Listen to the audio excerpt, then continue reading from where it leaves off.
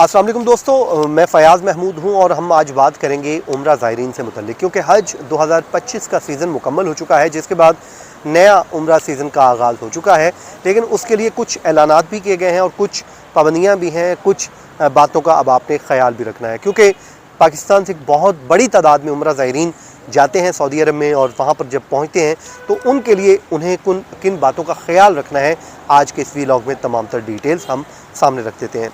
Saudi वज़ारत हज की जानिब से जनाब ऐलान किया गया है, जिसमें उन्होंने कहा है कि नया उम्रा सीज़न से बैनुल अक़वामी ज़ायरीन को उम्रा पर वीज़ा सिर्फ उस सूरत में जारी किया जाएगा जब उनकी रिहाइश की बुकिंग नस्क मसार डिजिटल प्लेटफॉर्म पर दर्ज होगी। मतलब ऐसे अब आपको वीज़ा नहीं मिलने वाला उम्रा के लिए जब तक आप अपनी जिस बिल्डिंग में आपने जाके रहना है उस बिल्डिंग को इस ऐप के ज़रिए वो कहते हैं कि दर्ज नहीं किया जाएगा। वो कहते हैं कि ये फ़ैसला 10 जून 2025 से नाफिजुल अमल भी हो चुका है।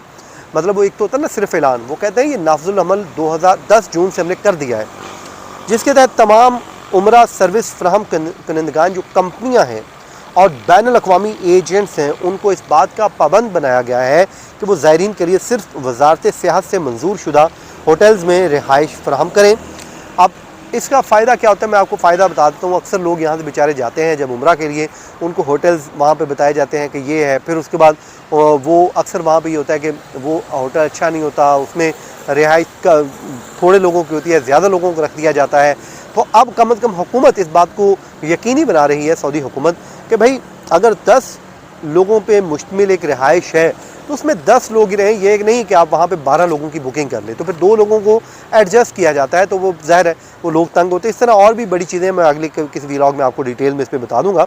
अब वो कहते हैं कि जो वजारत ये वाज़ह कर रही है कि रिहाइश की जो मुकम्मल तफसीलात हैं वो नस्क मसार प्लेटफॉर्म पर अपलोड करना भी लाजिम है, और बासूरत दीगर मुतल्लिका इदारों को वीज़ा में ताख़ीर या रेगुलेटरी जुर्मानों का सामना करना पड़ेगा। जुर्माने ज़ाहिर है सऊदी हुकूमत की जानिब से बहुत ज़्यादा आयद किए जा रहे हैं, चाहे वो ट्रैफिक वायलेशन हो, किसी भी किस्म का कोई हो, उसमें उन्होंने बड़े हैवी किस्म के जुर्माने रखे हैं।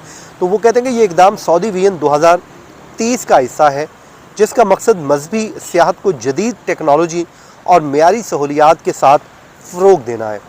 और नस्क मसार जो प्लेटफॉर्म है उसको उम्रा खिदमात का मरकज़ी डिजिटल गेटवे करार दिया गया है, जहाँ से ज़ायरीन वीज़ा दरख्वास्त, रिहाइश की जो है बुकिंग और मुख्तलिफ़ ज़बानों में रहनुमाई भी हासिल कर सकते हैं।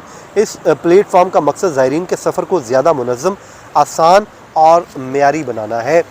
इसके ज़रिए अब पहले तो ज़ाहिर है आपको पता है कि लोग वीज़ा लेते थे, वहाँ पर पहुँच जाते थे, अक्सर जो है वो बड़े मसाइल का सामना होता है। लेकिन अब इन चीज़ों को डिजिटलाइज़ किया जा रहा है ताकि ज़्यादा से ज़्यादा लोगों को सहूलियत फ़राहम की। जैसे रियाजुल जन्ना जब आप जाते हैं तो पहले आप किसी भी वक्त जा सकते थे, लेकिन जब से कोरोना आया उसके बाद से लेके अब तक उस पर आपने अपनी जो है वो एक टाइम स्लॉट आपको दे दिया जाता है, आपने बुकिंग करवानी होती है, उस टाइम स्लॉट पे जाके आपने अपना वहाँ पर नमाज जब भी नवाफिल अपने अदा करने हैं कर लेते हैं।